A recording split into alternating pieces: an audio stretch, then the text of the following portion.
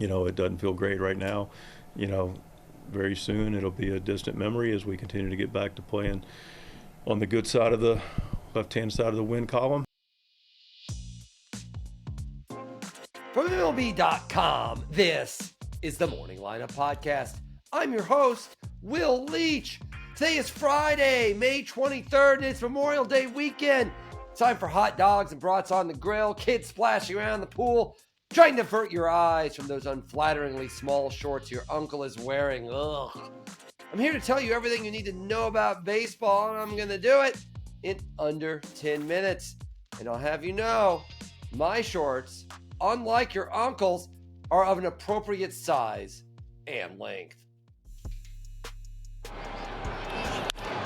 That's a fair ball. All the way down into the corner. Guerrero in to score.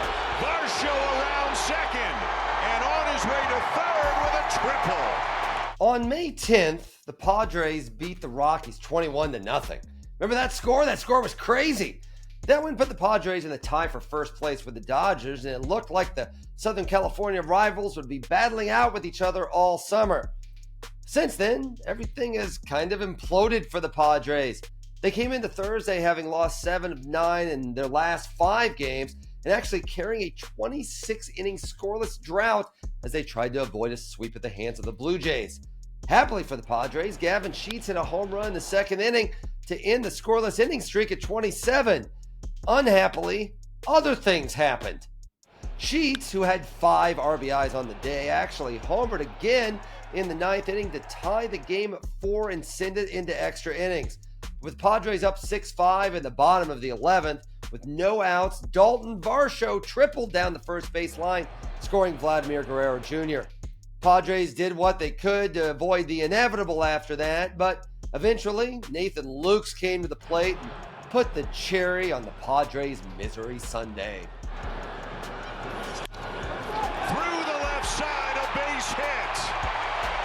And Nathan Lucas walks it off. Thus, the Padres lost their 6th in a row, continuing their slide in the NL West. Now, all is not lost. They're only 3 games back of the Dodgers. They're still ahead of the Diamondbacks. They still get to play the Rockies 7 more times this year before the season is over. But the Padres are in a bad way right now. Apparently, beating someone 21-0 will unleash a hex on your entire team. Good to know. That is Colonel Dwight Schmidt throwing out the first pitch to his son, Clark Schmidt, who will be on the mound for the Yankees tomorrow. Now, Clark did not know that his dad was going to be throwing out the first pitch, so pretty cool stuff there. A very cool moment to start the Yankees-Rangers game in the Bronx on Thursday afternoon. Yankees pitcher Clark Schmidt, who is starting Friday night's game in Denver, but otherwise had the day off on Thursday, knelt behind home plate to catch the honorary first pitch, and to his surprise, turned out to be thrown by his dad. His dad is United States Marine Corps Colonel Dwight Schmidt, who served in the Marines for 30 years and is a current Delta Airlines pilot. He actually flew the team's charter to Los Angeles for the World Series last year. They didn't tell Clark about that one either. Colonel Schmidt was there to recognize Fleet Week in New York City and to throw a pretty excellent first pitch to his son. Another way the two teams honored Colonel Schmidt on Thursday, they both pitched brilliantly. Carlos Rodon struck out 6 and gave up just 2 hits in 6 scoreless innings, but he was matched nearly pitch for pitch by the Rangers' Nathan Eovaldi, who gave up only 5 hits in 6 innings himself. You might note that I said nearly in that last sentence. In the 5th inning, Jorbit Vivas was the physical manifestation of nearly. Vivas hits one deep to right field. That ball is gone. See ya. His first big league home run gives the Yankees a 1-0 lead. Vivas' homer ended up being the only run to score in a 1-0 Yankees getaway day victory. It's the Yankees' 4th win in a row before they head to Denver.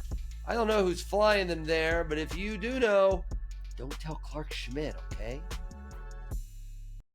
After the break, a former MVP is going to make his season debut on Friday. Can you guess which one? Yeah, actually, you probably can. Ronald gets into this to center. And it's gone. Ronald Acuna makes it 8-1 Atlanta. This coming Memorial Day would have marked one full calendar year since we last saw Ronald Acuna Jr., four-time All-Star and former MVP, take the field for the Atlanta Braves. It's May 26th. Acuna tore his right ACL, but now the wait is over. On Friday at Truist Park, Acuna will make his season debut after hitting .417 with a homer in 5 games for AAA. Acuna's back, baby. The Braves, well, they could sure use him. After briefly crawling above 500 earlier this week for the first time all year, they fell back under on Thursday, losing their second game in a row to the Nationals 8-7 on a walk-off single by Ahmed Rosario. The Braves are now 7.5 games behind the first-place Phillies and 3.5 games out of a wild-card spot. Oh yeah, the reason they're 7.5 games behind the Phillies rather than 6.5 is because the Phillies won their 7th in a row on Thursday, blanking the Rockies 2-0 behind 6 2/3 shutout innings from Ranger Suarez. 7.5 back is actually pretty far back, Braves. Welcome back, Ronald. Now, I don't know, please save the season for us. Thanks. 2-2. Bouncing ball. Naylor's got it. Clase covers. Ball game. And the Guardians are headed to the American League Championship Series. They take down the Detroit Tigers in 5 games. The Tigers have been so hot lately, you wondered if they're just going to run away with the AL Central.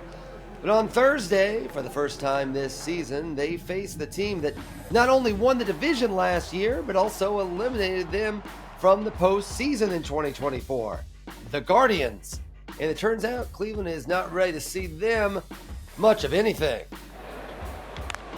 Martinez with the fly ball right field. It's deep. Carpenter back on the track at the wall. It is gone. A home run for Angel Martinez. He swung so hard he lost his batting helmet at home plate. That was Angel Martinez, who had 3 RBIs on the day, taking Jack Flaherty deep there in the 5th inning, helping Tanner Bybee, who struck out 8 and 7 shutout innings as the Guardians blanked the Tigers 7-0. It's the first game of a 4-game set. These two teams, well, they're going to be punching themselves in the face all weekend. What else happened in baseball on Thursday? What do you say we do a little dance that I like to call the whip around? It's a dance. I'm calling it the whip around. I'm not really going to dance. The hottest team in baseball right now might be the Angels? Yeah, sure. Taylor Ward went 3 for 4 with a homer and 5 RBIs as the Angels beat the A's 10-5 to win their 7th game in a row. They're now just 1 game under 500 and 4 games out of first place, if you can believe that. Meanwhile, the A's, that little fun story's over. They've lost 9 in a row. Bummer. George Kirby made his season debut for the Mariners on Thursday, but didn't go all that well for him. He gave up 5 runs in 3 2/3 innings as the Astros beat the Mariners 9-2. Jose Altuve homered twice. Neither of them were against George Kirby, but don't worry, Jose. They do still, in fact, count. In a game that was delayed 90 minutes by rain, blasted rain, Christian Yelich hit 2 homers as the Brewers beat the Pirates 8-5, ending the Pirates' 2-game win streak. It's quite a run there for you, Pirates, and I personally will never forget it. There's a bouncing ball to second. Taylor's got it. Los Angeles is alive, and they're headed to the World Series. Hey, remember the NLCS last year? The Dodgers won it in 6 games over the Mets. It was a good series. You might remember it. It was only 7 months ago. Since then, the Dodgers have brought in Roki Sasaki and Blake Snell, neither of whom are actually pitching for the team right now. And the Mets have brought in Juan Soto. They will face off for the first time since that series on Friday night at Citi Field, with Clayton Kershaw making his 2nd appearance of the season for the Dodgers, and Griffin Canning, who's actually been pretty awesome, all told, taking the hill for the Mets. First pitch is at 7:10 p.m. Eastern Time on Apple TV. That's where you can watch Severance. And that's all for today's Morning Lineup podcast. Thank you for listening. Please be sure to give us a rating and review and tell everyone you know about this podcast.